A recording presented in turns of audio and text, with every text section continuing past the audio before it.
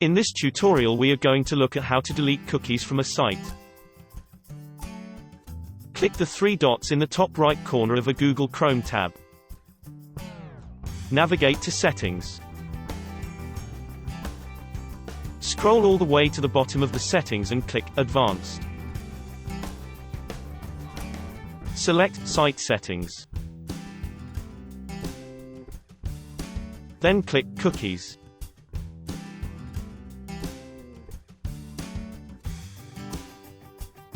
Pick the See All Cookie and Site Data option.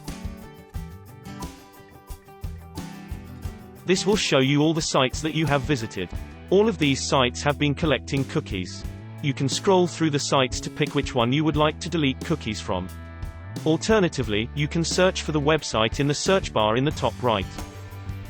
Once you have found the site you wish to delete cookies from, click the rubbish bin icon on the right of the website.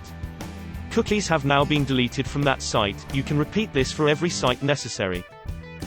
Thank you for watching. For more tutorials, visit heroitsupport.com.